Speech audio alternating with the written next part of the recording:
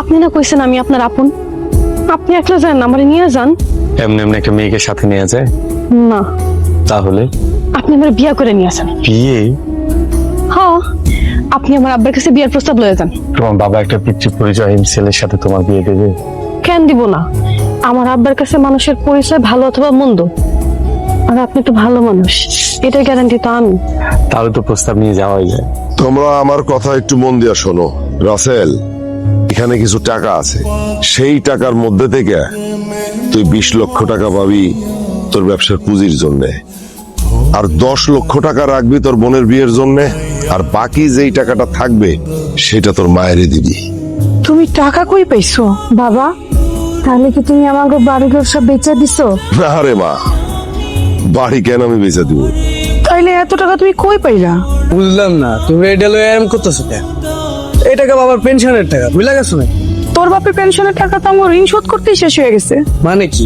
মানে কি বুঝো না ভাইয়া? তোমার ইউরোপে পাঠাইতে যে ঋণ করছে, কে দিছে সেই ঋণ?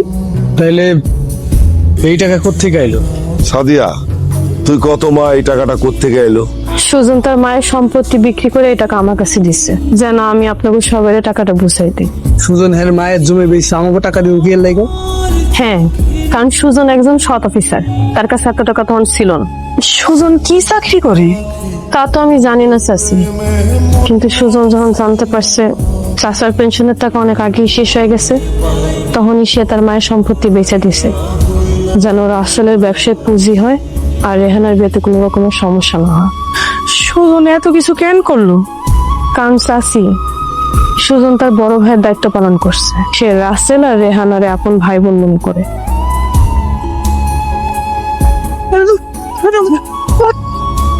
আপনারা এখানে কিভাবে আছেন? স্যার তো বাংলাদেশে কারোর সঙ্গে দেখা করেন। দেন ভাই, আমরা অনেক কষ্ট করে এই ঠিকানাটা পাইছি। আমরা আমার ভাইয়ের লগে দেখা করতে আইছি। আপনার ভাইকে? আমার ভাইয়ের নাম হইতেছে সুজন। কোন সুজন? ও আমাদের স্যার। আমরা তো এত কিছু জানি না। স্যার এখানে দেখা করবেন, আপনারা চলে যান। কি হয়েছে? আরে তোমরা এখানে কি হবে? ভাইয়া, আমরা তোমার কতদিন ধরে খুঁজতাছি। কেন রে, কি হয়েছে? ভাই, তুমি আমাকে মাফ করে দাও, তখন আমাকে লগে বাড়িতে চলো। না রে পাগল, ওটা তো আমার বাড়ি না, আমি তো শুধু আমার বাবার পরিচয়ের জন্যই ওখানে গেছিলাম। না না ভাই, ওইটাই তোমার বাড়ি। তুমি এখনই আমাকে লগে আমাদের বাড়িতে যাবো। তোমার না নিয়ে আমরা এক পাও না। হাসান সাহেব, গাড়ি বের করতে বলেন, আমি আমার বাড়িতে যাব।